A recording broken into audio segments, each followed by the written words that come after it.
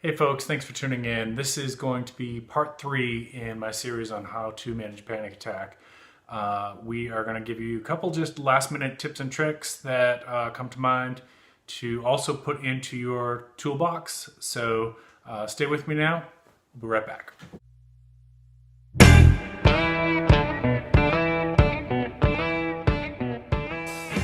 Thanks for staying with me. So if you are just tuning in now and you have not seen the previous videos I did, there's a part 1 and part 2. Go to my channel page. While you're over there, please subscribe, and then go to my playlists, and then go to scroll down to mental health series, and you should find there's 2 videos on licensed mental health therapist teaches you how to manage your panic attacks, and there's also a video on relaxation breathing. I strongly recommend you watch those 3 videos before you watch this one. Also, at the end of the video, I'm going to create an end card that links to those two part 1 and part 2 that I was talking about. But keep in mind that YouTube's end cards have sometimes been a little bit buggy, so at any given time, if you're watching this, they may not work. Hopefully they will. We're going to try and do our best to set that up. Okay, so go back and watch part 1, part 2, and this is part 3. This is talking about just some extra tips and tricks. So let's talk about you gotten past that first stage, right? You're in, you weren't able to thought stop it because it's, you're still kind of new at that. You're still kind of new at that skill of the thought stopping at the beginning of a panic attack. And unfortunately now your neurotransmitters have fired off and you are in full-blown panic mode, right? Heart's beating fast, mind is racing, maybe you've got that tunnel vision, feels like you're gonna breathe, cognitive distortions, I'm gonna die, I'm gonna go crazy, all these things are going on, and now that for most people that's gonna last about 30 minutes or less, right? So what are we gonna do during those 30 minutes? Obviously, I want you to do that relaxation breathing and that self-talk, that positive self-talk that we talked about in those other 2 videos. Those are my go-to line of defense, but I'm going to give you a couple others. One today is one that I learned last year. I've been in the field for over 20 years now, and I had never heard this before until last year. I went to a training and somebody taught me this one. And we don't have a good name for this, so or nobody's coined a name that I know of, so I call it the diver's response. So what we know is that for those, if you're watching this video and you've ever done scuba diving, when you go down under the water and the water gets to that level of the nose, like right here, right? So a couple things happen in the body, which is really interesting at that. Your body temperature, your heart rate, and your breathing rate seem to reset at that point. Exactly why that happens, we don't know yet, but what's interesting is that if you think about the amygdala and the brainstem, and you did a cross-section of the brain, that's about where that is, right? When you hit the level of water, the parallel level of water.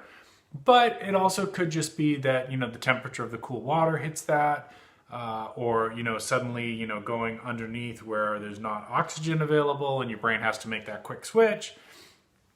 Not sure exactly why it works, but we can use it to our advantage, right? So I'm not saying jump in the pool and dive down to, eye level, because that's not realistic and you're probably not gonna be able to do that most of the time. So we're gonna, in the world of therapy, we try to mimic when we can and get creative with our tools. So what we're gonna do here is, if you are at home, or maybe you can put this in your office refrigerator at work, everybody's situation is different. Maybe you work outside and but you bring a cooler with you every day.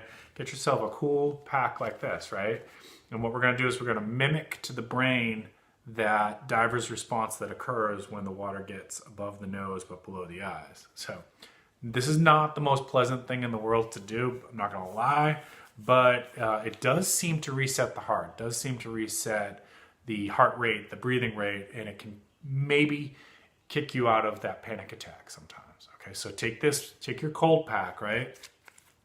And I don't want to do this because I'm not in a panic attack, but I'm gonna make myself do it. The things I will do for videos. So if you're watching this right now and you appreciate this, please smash that like button. It's the best thing you can do to help me move up in the YouTube algorithm so that other people can see these videos.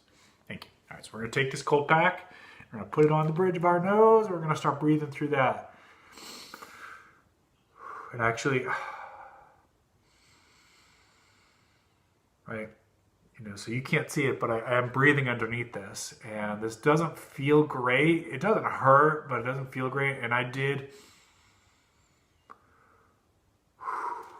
actually feel my heart rate and breathing rate reset as I did that. Okay, so this is one trick that I want you to keep in your toolbox. And if you've got a cold pack handy, this one might be one that you try. So you probably even heard there my cadence and my speech has changed a little bit. I'm not doing that on purpose. It just kind of does something in the brain and in the body that kind of resets all those circadian rhythms and all that autonomous stuff that goes on behind the scenes. Okay, so trying to bring my energy back up for the video now. So just hold it on there, breathe for a few seconds, and try to breathe through it. And if you're lucky, it might kick you out of that neurotransmitter response and end that panic attack quicker. Ready? We're going on to number 2. So in one of my other videos, you see one of my subscribers commented about the technique for sensory grounding, right? And I've heard it go by other names, but I'm going to call it sensory grounding. So if I'm in that full-blown panic attack and my mind's racing, neurotransmitters are firing off, and I don't want to be in this stage for very long, I want to kick myself out of it, one thing I can do is I'm going to start looking around the room, and I'm going to try to find 5 different colors, right? Then I'm going to try to focus on 5 different sounds I hear, which is a little bit more challenging. So I don't know if you can hear it through the video, but I can hear traffic in the background. I can hear my wife in the other room listening to stuff. I can actually hear the hum of the electricity in the house.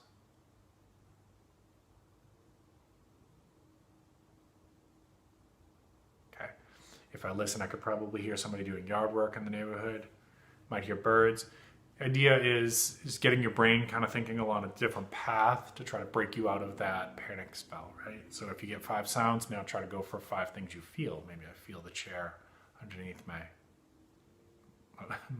bottom. Maybe I feel the floor underneath my feet. Maybe if I really focus on it, I can feel the clothing on my shoulders, right?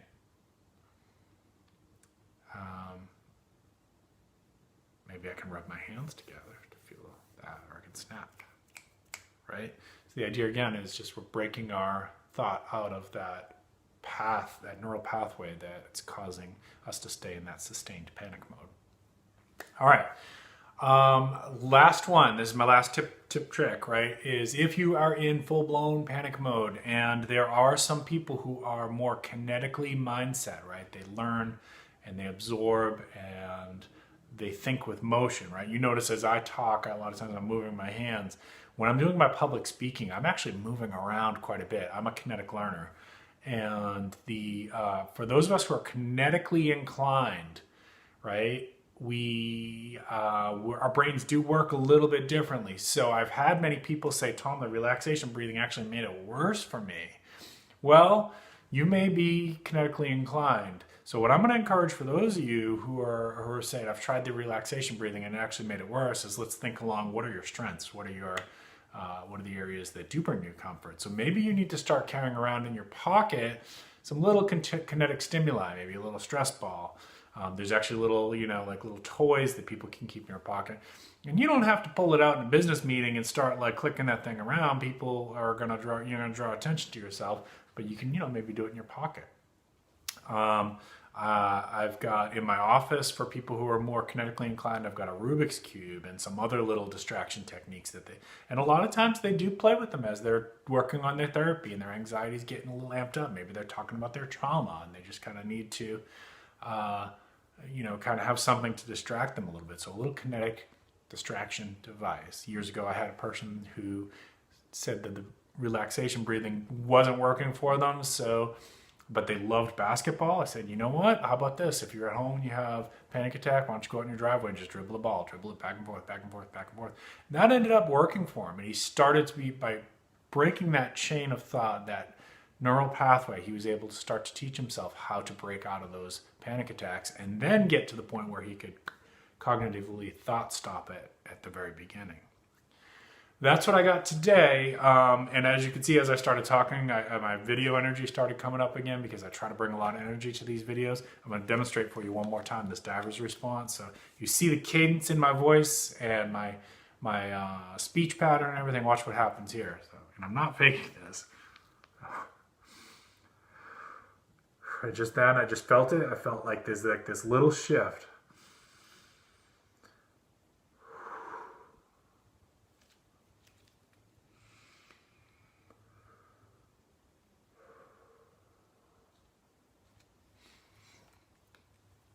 So you can actually feel it when you do that. It's subtle, but if you learn to focus your thoughts on it, you know, your heart rate does change, your breathing does change, and your thoughts slow down a little bit. So I didn't come up with it. If I did, I'd be trademarking it. If you have never tried that one before and you do get panic attacks, let's try that. And if my mental health series is helpful at all to you, please subscribe. We're trying to grow the channel. Thank you so much for being here today. If you all have any comments, any other tips that you have that have helped you to manage your panic attacks, please comment below. If we get enough of them, maybe I'll put together a part 4 of the series. Y'all have a good day now.